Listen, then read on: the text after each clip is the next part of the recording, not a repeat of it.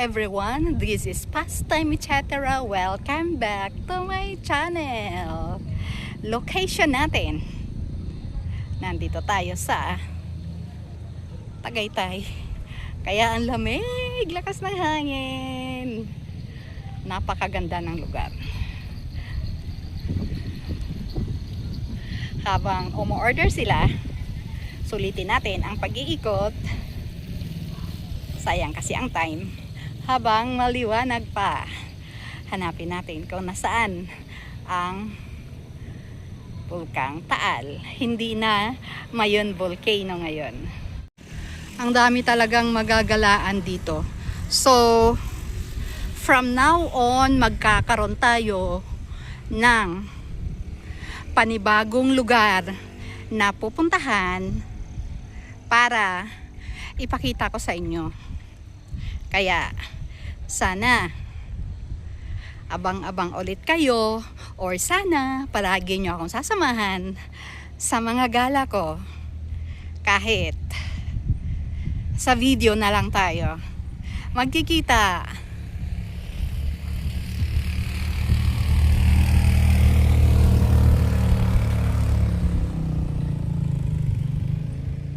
Panibagong mundo, panibagong buhay. Ito yung mga bagay na dati natin ginagawa at ngayon patuloy natin ginagawa. Iba na nga lang ang kasama natin. But ang mahalaga, masaya pa rin tayo. Dahil yun naman ang dapat eh. Kung titingnan mo nga ang lugar, parang nasa ibang bansa ka. Pero ang totoo, nasa Tagaytay pa lang ako. Hindi pa ako lumalayo or lumalabas ng Pilipinas. Sulitin muna natin kasama ang pamilya bago tayo umalis. Dahil iba pa rin kung may pamilya kang uuwian. There's no other place like home. Dahil sila at sila lang talaga ang tunay na makakaunawa kung ano at sino ka, kung ano ang nararamdaman mo. Walang iba na tatanggap sa'yo kundi sarili mo lang na pamilya.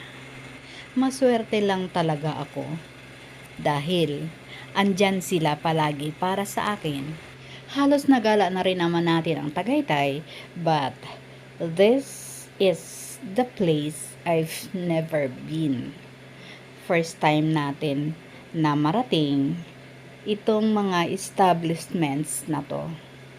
Kaya nakakatuwa na ito na naman tayo, nadadagdagan ang mga lugar na nagagalaan natin. Tuwing nakakakita ako ng ganito karaming mga lights, natutuwa ang puso ko dahil naaalala ko palagi ang araw ng Pasko. At katulad ng maraming tao na nagbabanding dito, kami din binubuo ulit ang family banding namin. At dahil masaya kami nagkukwentuhan, hindi namin namalayan na iserve na pala ang mga orders namin. At dahil kanya-kanya kami ng gusto, ito, kain tayo. At after nga pala natin kumain, naghanap tayo kung saan pwedeng magkape. Duman nga pala tayo dito sa Nuvali, Santa Rosa. Wantusawa ang gala natin ngayon kung saan tayo nakarating. Maganda rin to para maipakita ko sa inyo.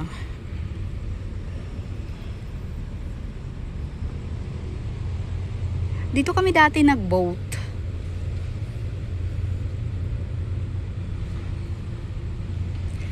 Nag-ikot tayo, nag-survey tayo kung saan pwedeng magkape. hanggang sa napadpad tayo dito. And there you go! Sana nag-enjoy kayo sa panonood nitong vlog na ginawa ko. Until next time, thank you for watching!